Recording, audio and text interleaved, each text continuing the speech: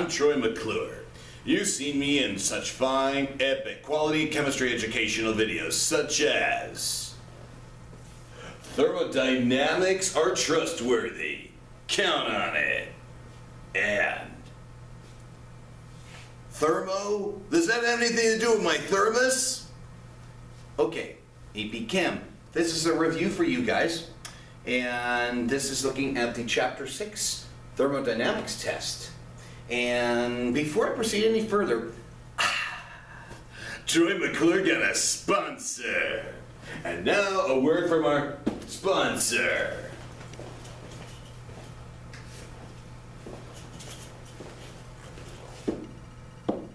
And now back to our regularly scheduled program. Okay, thermo, you know what it is. It's all about studying what changes that energy undergoes. Where does the energy go? I'm not going to ask a question about the definition of it, okay? You should understand the idea of what a state function is, okay? It doesn't matter, it's where you start, where you finish, it doesn't matter what the path is. That's the key thing that you need to know, okay? Now, work, as you know, it is force times distance, and heat is the energy transferred between the objects. You should already know this. Okay, now am I going to ask you questions about this? No.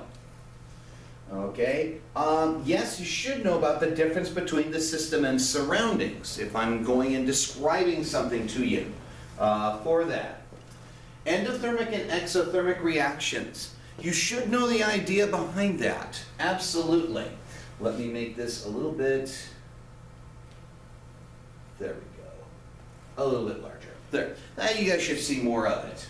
So you should know about endothermic and exothermic reactions.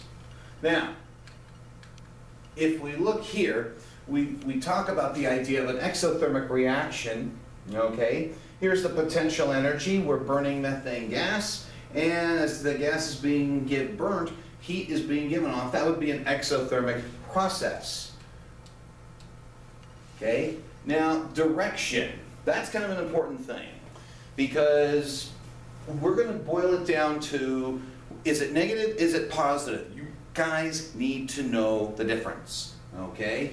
Now the unit, for the purposes of the exam, and pretty much the AP exam as well, it's joules, okay? We're not going to worry about calories here, okay? If it's negative, you know it's exothermic. If it's positive, it's endothermic, which means I can go and skip these, okay? So if we look at the rules for heat and work, okay, heat is given off as negative, heat absorbed is positive. If work is done by the system on the surroundings, it's positive. If the work is done on the system by the surroundings, it's negative.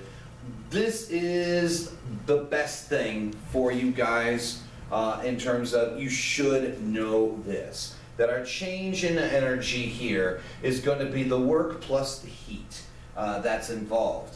Now we're looking from the system's point of view to decide the signs. So this diagram, I gave you guys a copy of it. You should know this. You should be familiar with this. So if, for example, you are calculating the delta H, remember that's enthalpy. If it's negative, is it heat is being released or is heat being absorbed? That would be a pretty important idea. Okay. I'm not making as much of an emphasis on that. We talked about, am I going to worry about work equaling P delta V? Yes, that formula would be very useful to know, that work is equal to the pressure times the change in the volume. Okay, so yes, expanding work is negative. Am I going to give you guys the formula for it? Yes. Okay, am I going to make a multiple choice question out of it? Well, as of this recording, I haven't made up the exam yet. Okay, so chances are I may have a question in there for you. Okay, so we looked at examples, all right? I'm not doing the examples again with you guys. Enthalpy is a very important idea. You need to understand what the concept of enthalpy is. okay? Remember, it's talking about the total heat content of the system, which is equal to the internal energy of the system and the product of the pressure and volume. So it's a combination, okay? So we look at delta H, it's the energy and the work. That is the definition version 2.0.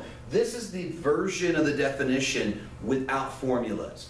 This is a version with the formulas, that you understand that you've got energy and you've got work that's in there. Okay? So, we talk about calorimetry, okay? This is where Q equals MCAT, okay? So, are there going to be calorimetry problems? Yeah, I would say so, absolutely. Okay. You'd say, well, Mr. Canoe, would we get the formula for it? Yes. Unless you happen to annoy me, yes. Okay.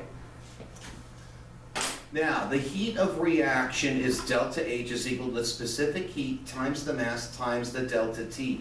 Guess what, guys? This is Q equals MCAT. Okay, where this is the M, the specific heat is the heat capacity C, okay, and then the delta T, that's where the at comes in. So Q equals MCAT, that is a much more useful thing, and you guys should be okay to work with these particular problems. Now, if I gave you like the specific heat of something, yes, I would give that to you, okay, on an as-needed basis. Calorimetry, okay, you guys already know that idea. Bomb calorimeter, okay, I explained to you the idea about it. Essentially, basically, you got oxygen in this container, you've got the ignition wire, and you have your food sample. Blow up the food sample, it generates heat. This propeller spreads the heat energy in it, and then the thermometer goes up, and then that's how they can determine this. We, on the other hand, in our lab, we worked at a really simple calorimeter. Okay? All right, properties, intensive and extensive properties. I am not going to worry about that. You should be familiar with it. Okay? Not going to worry about it. Okay, Hess's law. Ding, ding, ding. That would be important to understand it, okay? And again, whoops.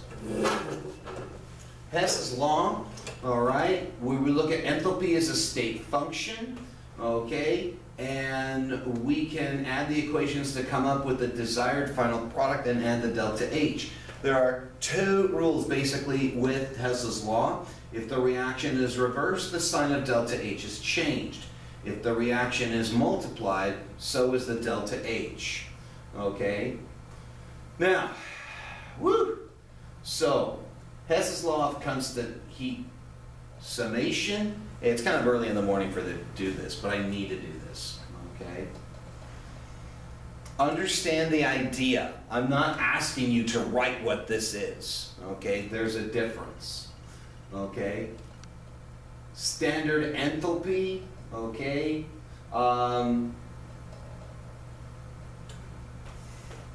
it is basically using Hess's law. Remember, delta H is the enthalpy. Enthalpy is the total energy and the work that's done in the system. Okay, so here, for example, number 1, okay, calculate the standard enthalpy of combustion for the transition of carbon in graphite form to carbon of diamond form. Now, they gave you 2 chemical reactions that are happening, okay? And here we have a delta H of 393.5 kJs per mole. Here we have a delta H of plus 395.41 kJs per mole. Okay.